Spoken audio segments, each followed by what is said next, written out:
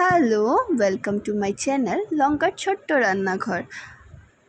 সবাই কেমন আছো? আশা করি সবাই ভালো আছো। আমিও ভালো আছি। আজকে আমি তোমাদের সাথে কাঁঠাল পনিরের রেসিপি শেয়ার করব। তো চলো দেখতে থাকো আমি কিভাবে বানাই।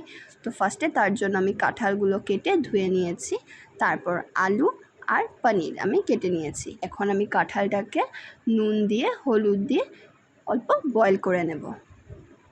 আর কাঁঠাল কাটতে অনেক সময় লাগে আর অনেক কষ্ট হয় কাঁঠাল কাটতে, কিন্তু খেতে ততটাই মজা, এটা কাটতে যতটা কষ্ট। তো এখন আমি এটাকে সুন্দর করে কাঁঠালটাকে বয়েল করে নেব।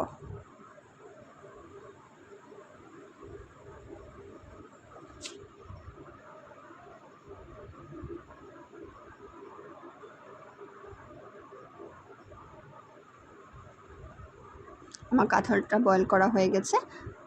এখন আমি কড়াইতে রিফাইন অয়েল নিয়ে নিয়েছি, তাতে আমি নুন আর হলুদ দিয়ে দিলাম। তারপর আমি ফার্স্টে পনিরগুলো ভেজে নেব।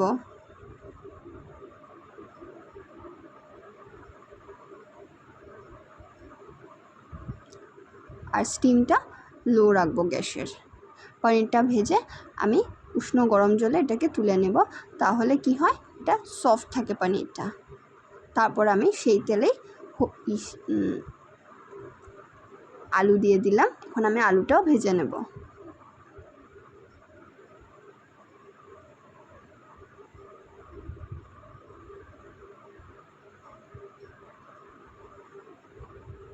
আমার আলু ভাজা হয়ে গেছে, আমি আলুটাও তুলে নিলাম।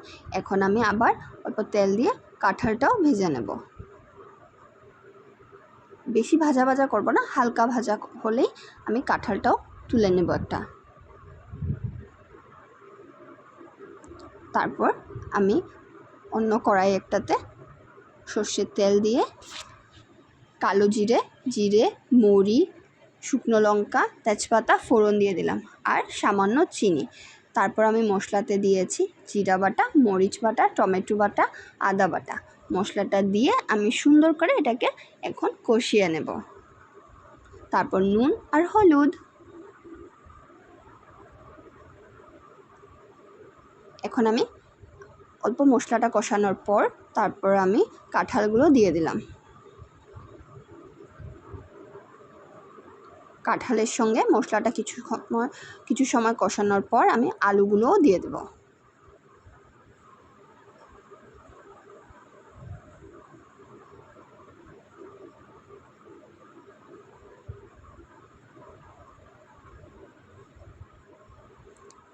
এখন আলুর সাথে, মশলার সাথে, কাঁঠালের সাথে খুব ভালো করে আমি কষিয়ে নেব। আর এই রেসিপিটা অসাধারণ হয় খেতে। একবার বাড়িতে বানিয়ে ট্রাই করে দেখতে পারো। আমি কিছু সময়ের জন্য ঢাকা দিয়ে রেখেছিলাম।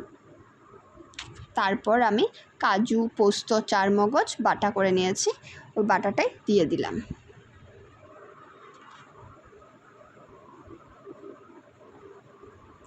নিরামিষের দিন এটা মানে খেলে খুবই অসাধারণ লাগে।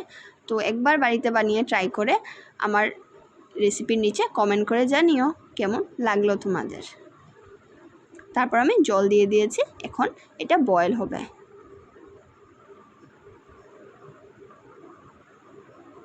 বয়েল হয়ে গেছে, এখন আমি পনিরগুলো দিয়ে দিচ্ছি।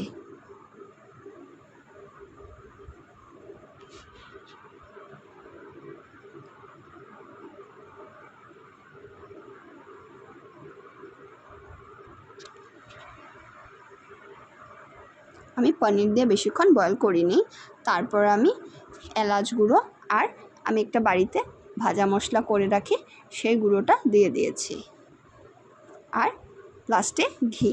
তারপর আমি গ্যাসটা অফ করে দিয়েছি।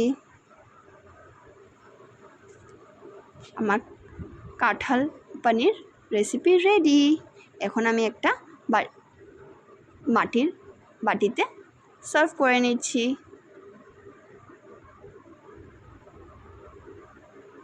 তোমাদের আমার রেসিপিটা কেমন লাগলো একটা লাইক, কমেন্ট, শেয়ার করে আমাকে জানিও।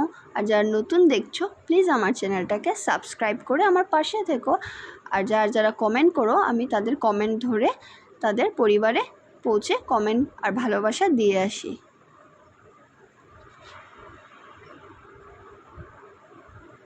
আশা করি আমার এই রেসিপিটা তোমাদের ভালো লেগেছে।